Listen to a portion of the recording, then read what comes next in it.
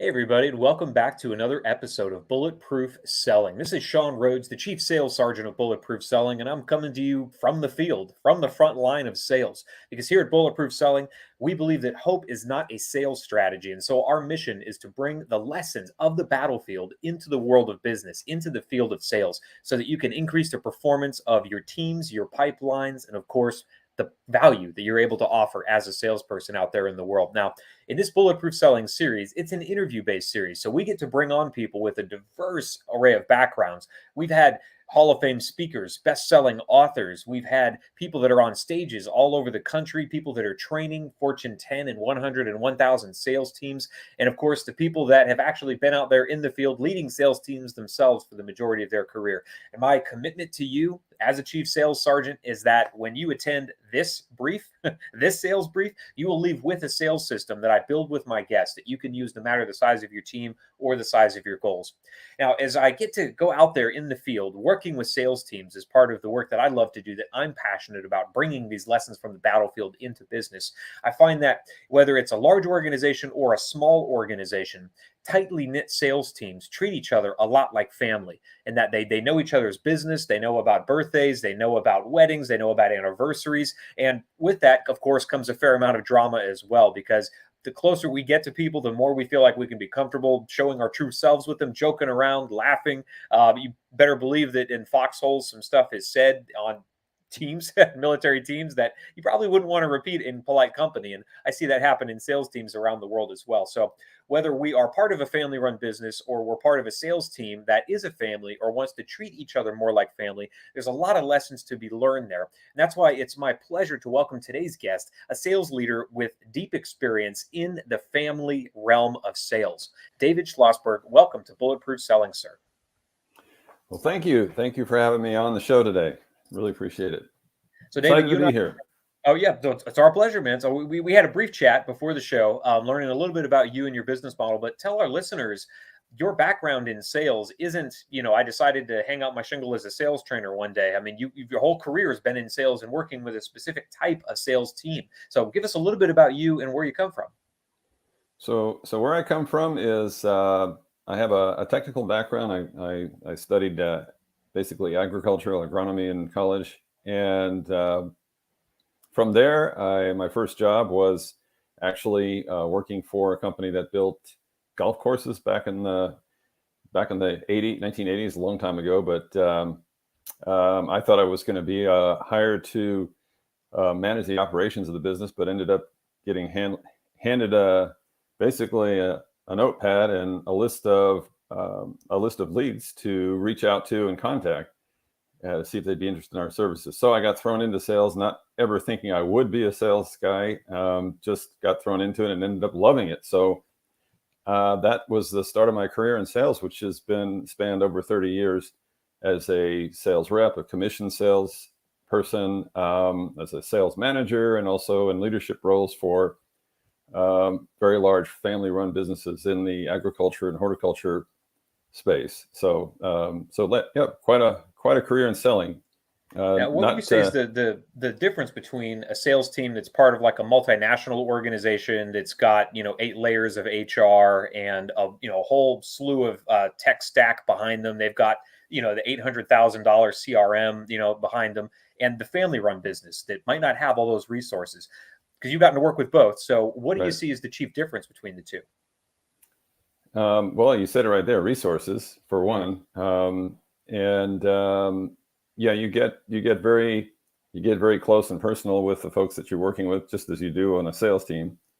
But what I found is that a family-run business typically has a life cycle where the business starts as a small business by the founders. Usually, the founder is the salesperson, is the face of the business, and is very passionate about his work and his business, and is in most cases, because of that, very successful. And they grow their business to a certain size, and it gets to a point where they are what we call the rainmaker. They make it happen, everything. And then what happens? Something happens, and it's all about having bandwidth to manage everything as an individual. So they plateau. The sales growth kind of plateaus.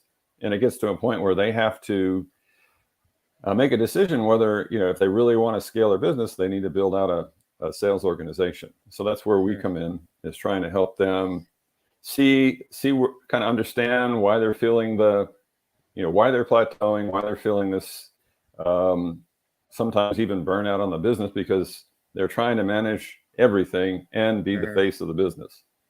I actually see the life cycle, as you mentioned, of that rainmaker, that business founder, mirror a lot in the salespeople when they do get to the point where they're ready to start hiring out. I mean, all the problems that they have now just get passed on unless those problems are solved. In that, I see a lot of salespeople get to a point or multiple points in their career where they plateau. They've got a book of business, they're making it happen. They'd like to grow it to be more, but the things that got them there won't carry them forward past that plateau. They find themselves stuck. And I'm curious to know, do you ever find that happening either in family-run businesses or in any of the clients that you've gotten to work with? And what do you think is the cause of that at the individual level, not necessarily the business owner, but down at the individual salesperson? Why do these folks tend to plateau? Well, if you only have so many hours in the day to cover the business, so at some point you need to bring on help. Yep. And the first step that needs to be taken, that often is probably the most challenging for salespeople and sales leaders, is taking a step back and really documenting the process that you go through. What is the sales process that you use, and documenting that. So literally you could hand it over to someone coming on and say, this is the step-by-step approach to how I've been doing sales, and how this is a proven method, and it's repeatable. And this is what we're going to use as our kind of training manual. Gotcha. And so with, of course, here at Bulletproof Selling, and you heard my intro, we're all about systems, building systems, using them, the stuff that kept us alive on the battlefield, keep salespeople successful out there in the field of business. So I'm curious to know then, if systems are the key, and I agree that they are, between taking a rainmaker model and making it scalable, then in the businesses you get to work with, I mean, they hire you to come in to help them scale out those processes, I'd imagine. Where do you see their salespeople relying on hope? I mean, obviously the business owner knows they have a problem, which is why they're bringing you in. But now you're talking to the sales team. Where do you see those salespeople relying on hope more than they should? That's a really, really interesting question. What I've found is that salespeople, especially successful salespeople, they have certain behaviors that is in their comfort zone. And so I guess you could say that is what the hope that they're relying on, is that comfort zone of how they operate, and trying to get salespeople to move beyond that comfort zone and embrace change. And typically that means something like introducing a CRM, for example. Those are dirty letters in a lot of companies, man. A lot of companies. They don't like them. I live out of mine. I die out of mine, but that's a tough sell sometimes. So, in the way you approach that, the way I've approached that in the past, is you bring your team in. You select key people from your team that you believe are more open to change and are more strategic in the way they think and approach their business. And you pull in and you work together with a cross-functional team of people that touch the sales business, or the sales the sales area of the business. And you ask for them to give you input on everything from customer service to operations and production, laying out a process flow map, if you will, on how sales happens from the point of the time when the first lead hits your funnel or your pipeline to close, and the follow-up. Map every step of that way. The entire customer life cycle. Yeah. The entire customer experience with your company. And that way you're developing advocates for the work you're trying to do, because those salespeople will go out and show and talk to the other members of the sales team about how cool this new CRM is going to be, and how it's helped them with their business. And they become the endorsers, if you will, of that new system and that new process. So they have more credibility. We saw, David, across all the battlefields I was able to work on, is that these high performing troops, they realized that if they didn't constantly work to develop systems and improve the ones they already have, that their performance would quickly begin to degrade. And so Right. you see this in family-run businesses, and I know in their sales teams, what made them successful, that rainmaker, that person with, the willingness to work 80 hours a week, isn't always going to be reflected in the teams that they hire to try to scale out underneath them. So what you just told us about how to onboard a CRM, get buy-in from the people on the team, make sure they've mapped out that workflow so that you're not taking a CRM and trying to, jam a process into it. You're rather building your CRM around the process that works. And that's always Exactly. the smarter way to go about it. So I think the sales system that would be really, really helpful for people out there, whether they're in a family-run business that's getting ready to scale, or whether they're an individual that realizes, what got me here isn't going to get me where I want to go, is helping us kind of systemize how we break past a plateau. So when we talk about systems here at Bulletproof Selling, David, we use this acronym TRIM because every system that we have in a family-run business, I know you know this to be true, whether it's operations or sales or customer service or delivery or marketing, the more systems that we can build, the more that we remove hope from how we go about doing business. And I know that you see every rainmaker business owner, when they leave, if they don't do it correctly, performance immediately drops because they were the glue holding it all together. So when we talk about this acronym TRIM, the T in TRIM is the trigger element. So whether I'm in your shoes going into a family-run business, trying to figure out how do I scale out the sales part of what they do, or whether I'm an individual salesperson trying to figure out how I get past the plateau that I seem to find myself stuck in, where do you recommend I start? What is the element that lets me know I'm actually in a plateau? Is it just flat revenues? Is it flat sales numbers? How do I know that it's time to do things differently so that I can get different results? I think if you when you look at the business each year, you should be planning ahead, planning forward. Mm. And if you're not doing that, you're stuck in a plateau. So just That not having a plan means you're in a plateau by default. right. Okay. And what we try to do is tell the sales leaders to ask the individual sales people to deliver a business plan, if you will, a Hmm. sales plan. And each, depending on the businesses I've been working with and associated with, were all B2B platforms.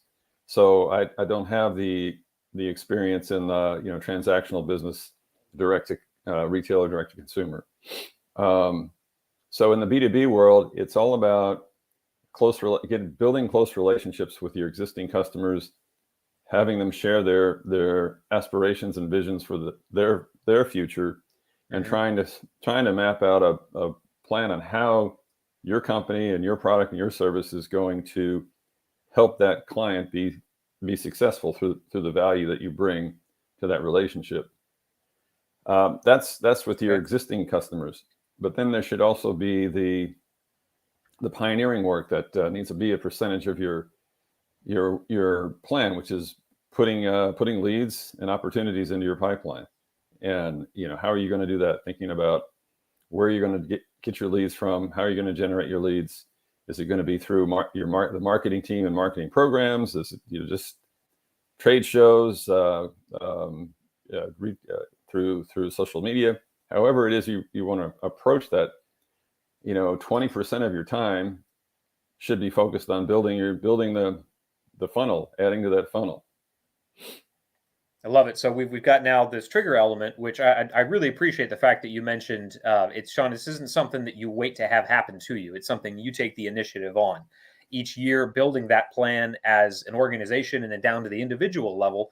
Just like we did in the military, here's the strategy that 10,000 of you are going to follow, but it breaks down to the unit, down to the platoon, and down to the individual. Here's your particular piece of accomplishing that greater objective, so that we can all move forward together. So the idea of a trigger element and getting out of a plateau is first not allowing the plateau to happen at all, which Right. means always having a plan that moves you forward. So that's awesome. Now the R in trim is making this thing repeatable.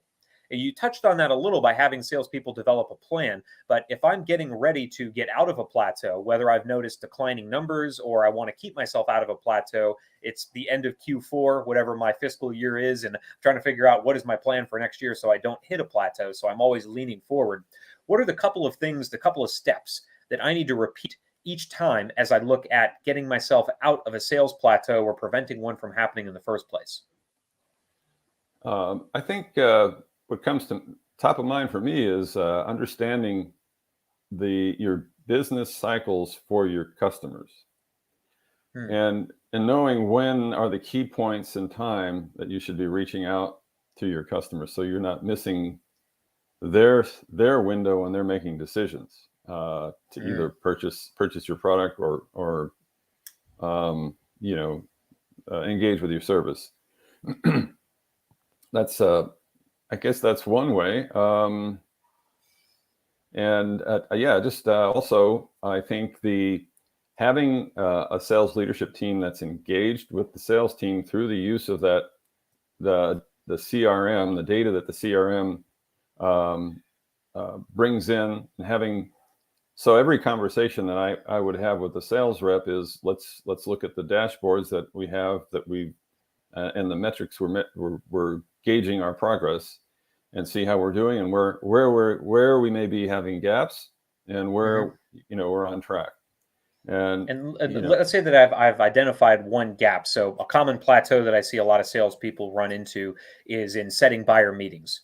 So let's say you're working with a sales team and you discover that this plateau that you're all hitting at once, oddly enough, is not enough buyer meetings to drive the proposals or the quotes that we need to increase sales down at the tail end of the sales funnel. So if buyer meetings is it, just as an example, what would you advise this team to look at in order to break out of that plateau of just flat buyer meetings or not up to the standard that we need them to be? Well, you'd want to understand why. Okay, ask the question, why are we not getting the buyer meetings to start with? And I mean, that's essential to driving opportunities in your pipeline, is you have to be engaging with your client, engaging with your customers. So what are we doing to engage with our customers? What resources can the company provide to help you better engage with those buyers or those contacts? So yeah, it's just, I think it's when you have a one-on-one with your sales team each week, you're looking at your opportunities, you're looking at the to-dos or the tasks that you've assigned yourself to actually complete by the time you have your next one-on-one with your manager, and you're knowing that, okay, on that check-in, I'm going to be held accountable for those outcomes that I said I would deliver.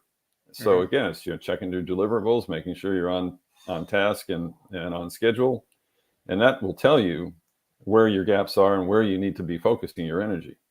And as the final piece of a repeatable process, I think that's something a lot of leaders leave off. They're great at developing the remedial plan.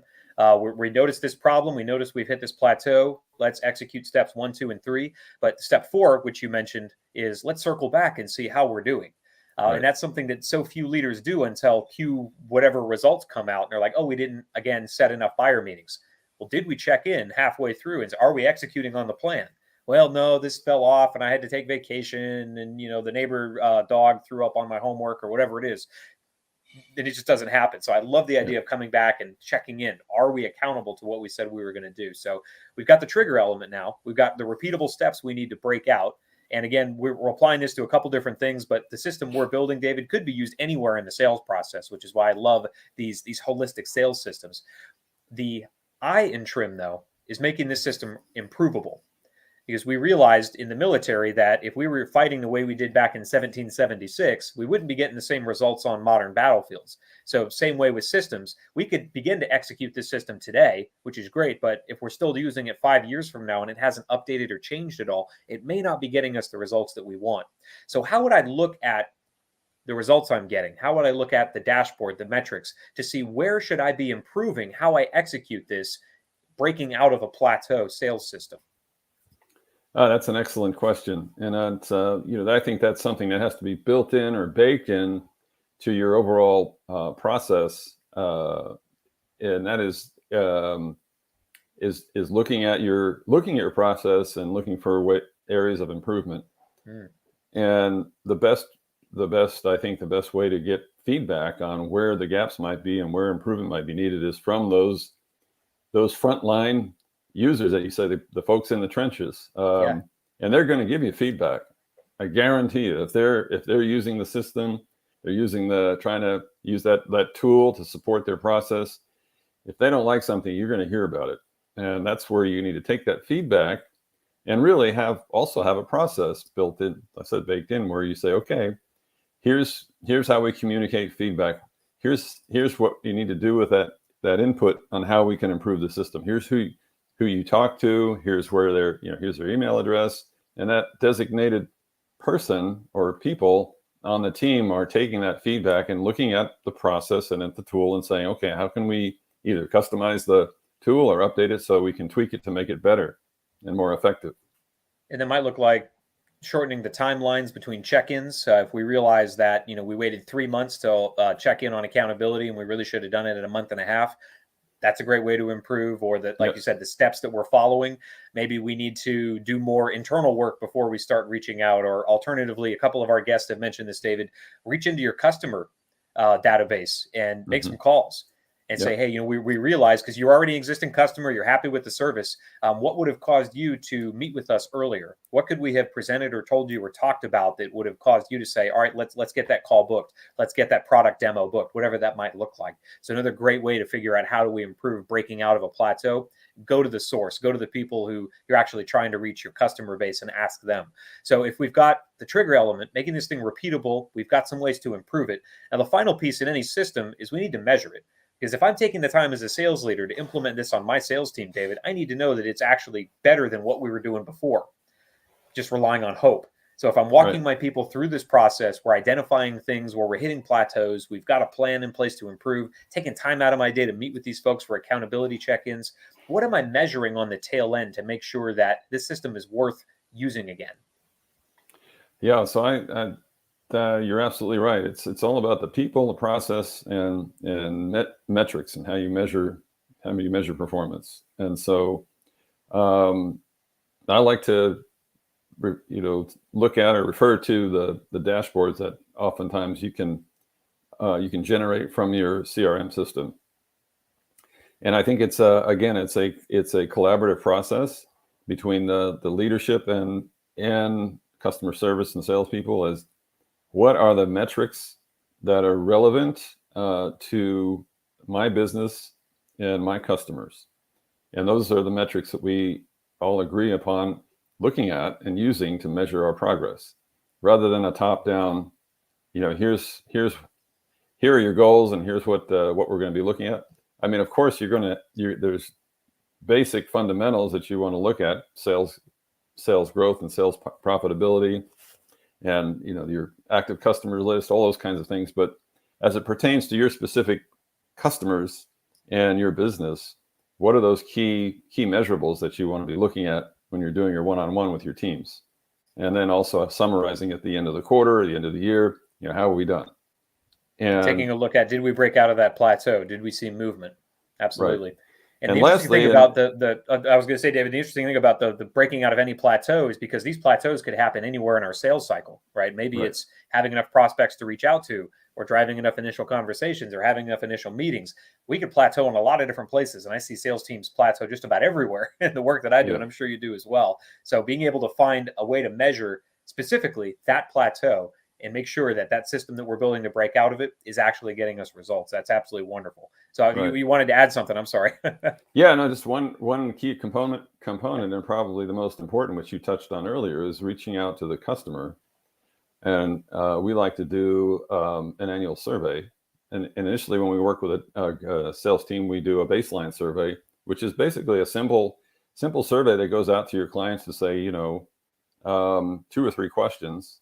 Most importantly, would you recommend your customer, your provider, to how likely are you to recommend this company to a associate or business? Mm-hmm.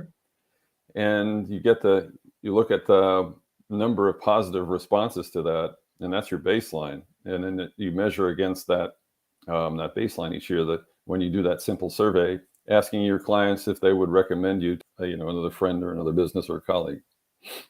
That's awesome. And of course, if we're breaking out of plateaus and doing it in a way that is serving our customers, increasing their value throughout the buying experience and providing more value at the tail end when whatever the product or service we're selling is delivered. Right. We'll get those higher net promoter scores. We'll get the higher referral rate. All the good things that we want to happen as salespeople will be the result of that. Mission success, as we would say. So complete sales system end to end for how to break out of any plateau that we might hit throughout our sales cycle, David. That's going to be valuable for me. It's going to be valuable for anybody listening. So thanks so much for helping me build it, because we're going to go out there and use it now.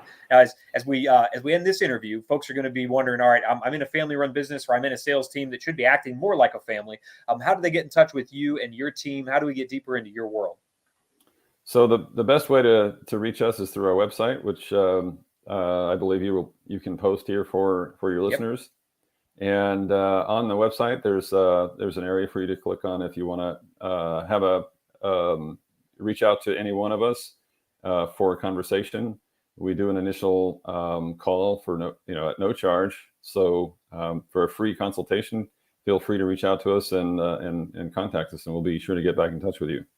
Amazing. And you're all active on LinkedIn as well, I'd imagine, correct? Yes, on LinkedIn or on our website. Wonderful. You can look for me on LinkedIn. Look for me on LinkedIn, and I can route you in the right direction. If I'm not the right guy for you, we have two others on the team. Awesome. Well, I'll make sure, David, that we link that through there. And for the folks listening, it's David Schlosberg, Schlosberg. So make sure you're looking him up on LinkedIn just to find out about all the great stuff their organization's doing for family-run businesses. And from our side here at Bulletproof Selling, of course, always happy to be serving the sales community. And what does that look like? Well, hey, each and every week, new content. Facebook, LinkedIn, and YouTube for these live streams where they're archived and housed every single great conversation we've had with brilliant sales leaders like David. And of course, the podcast we create out of it on iTunes, Stitcher, Spotify, and anywhere that podcasts can be found. So for more sales systems like the one that we built today to help you replace hope with certainty anywhere in your sales cycle, make sure you're getting those at bulletproofselling.us.